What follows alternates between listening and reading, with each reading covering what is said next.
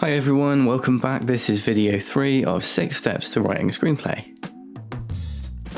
We already know how to stress test our premise, develop that into a controlling idea, work our logline to focus our narrative, and now we understand the bigger picture of plot, we know what we're building.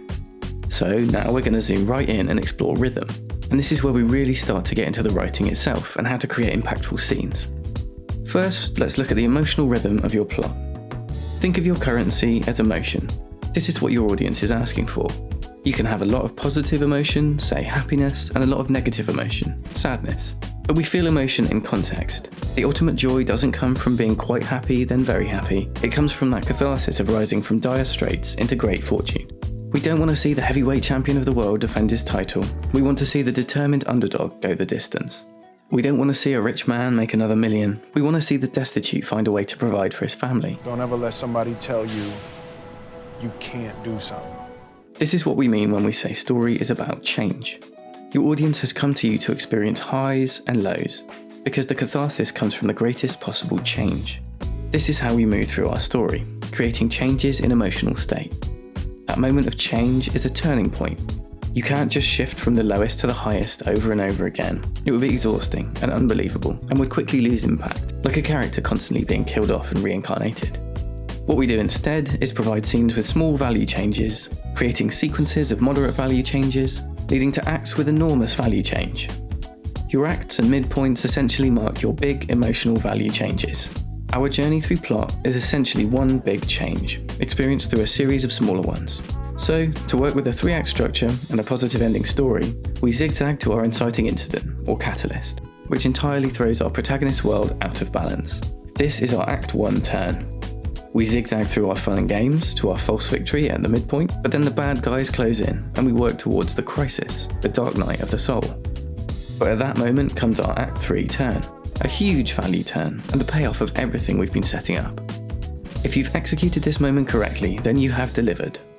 Now you just have the resolution to stick the landing. Explore the emotional landscape you've reached and allow the audience to enjoy the new, changed world and characters. So with that context, we can see that what we're aiming for is change. This, or this. We know that this is boring and ineffective, but for some reason we will write it. It's a scene where we're just giving information. We're desperate to provide exposition, and in doing so we've forgotten that we are dealing in emotion. The skill is knowing when we've written it, and either changing it or losing it. We hide our exposition in scenes that have emotional purpose. The way we do that is by analysing and polarising story values. A story value is a universal quality of human experience, which can switch from a positive to a negative, or vice versa. For example, alive to dead is a positive to negative, as is love to hate, freedom to slavery, etc. Anything which can be experienced in both positive and negative is a potential story value, and for each scene we should be able to define what value is at stake, how it's charged at the start of the scene, and how it's charged at the end. However it's charged at the start should be the opposite of how it is at the end. So if we create an arrogant, all-powerful superhero enters battle with his arch-nemesis. They fight through the streets, but the hero showboats as he publicly embarrasses his weaker foe. As the villain reaches exhaustion, the hero deals the final blow, causing him to flee. This is a fight, and our value at stake here is the protagonist's physical well-being. So for argument's sake, we're tracking his strength. So at the start of this scene, we have an arrogant, all-powerful hero entering battle. He's strong, so a positive value charge. And at the end of the scene, he deals the final blow, causing his nemesis to flee. Again, he's strong, so a positive value charge. We can make this battle as exciting as we like, with explosions and car chases, but it has no turn, no scene event, so it is emotionally flat and will leave your audience bored. So instead, take your arrogant, all-powerful superhero in battle with his arch-nemesis. They fight through the streets, but the hero showboats as he publicly embarrasses his weaker foe. As the villain reaches exhaustion and the crowd builds around the pair, the hero goes to deliver that final blow. But as he does, his nemesis reveals an object, the source of the hero's power, and something only he would have the strength to destroy. The hero's blow doesn't strike his nemesis, but instead the object, causing it to shatter. Then, slowly, he loses consciousness as his powers fade away. Now, at the start of that scene, our hero is strong and we have a positive value charge. But this time, we turn around our scene event, the destruction of our hero's object of power. So at the end of the scene, our hero's strength is taken from him and he's utterly weak, a very negative value charge. So where this scene used to be emotionally flat, we added a huge change in our story value and made it our big twist at the end of Act 1. It's our inciting incident. Turning points are vital moments, so we'll cover them in more depth in their own episode. Another consideration with story values is the law of diminishing returns. If we continue to give our audience constant upending scenes with negative charges changing to positive, or vice versa, the effect will fade and they won't have the same impact. We combat this by trying where possible to alternate the direction of our value change. So where we just finished with our down ending Act 1 twist, we should try and turn back upwards in the next scene. We discussed before that this scene might be a flashback where we explore our hero's broken relationship with human connection and the original source of his power. Then perhaps some half-remembered enigmatic sequence which leaves him with his powers, followed by a newfound attention from his parents, who now applaud him for his abilities. A positive value charge.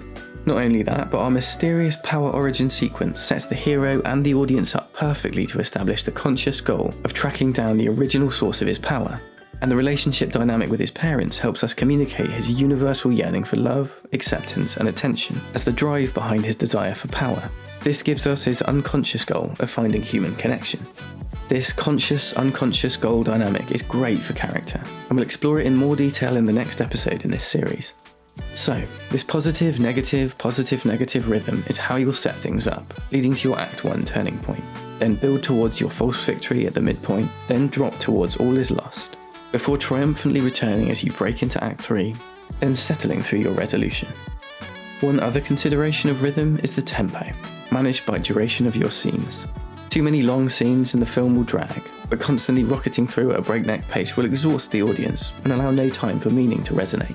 A good rule of thumb here is that your Act 1 and Act 2 turns, as well as your midpoint, should all have large changes in story value charge, so these can afford to be longer scenes, giving them time to breathe and connect with your audience. But for these scenes to be that long, we need to earn them by ratcheting up the pace as we approach them.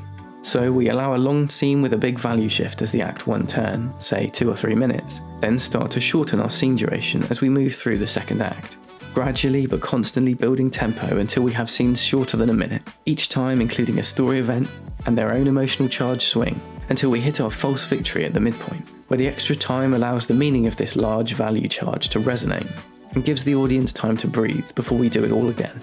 This way, our longest scenes are always filled with emotion and insight, and between them are scenes of constantly ratcheting tempo, giving a sense of constant momentum. So that's a look at how you can use rhythm of emotional charge to maximise your payoffs, and tempo to vary your pace. Thank you for watching, and do check back in for step 4 of the series where we cover character. All plots are character driven, so this next one's going to give a lot of great info that helps everything we've talked about so far make a lot more sense. Please like, subscribe, comment, share, anything you want to know more about or could be clearer, just let me know. And maybe you disagree with some of what I've talked about. Let me know in the comments. Like you, I'm here to learn. See you next time.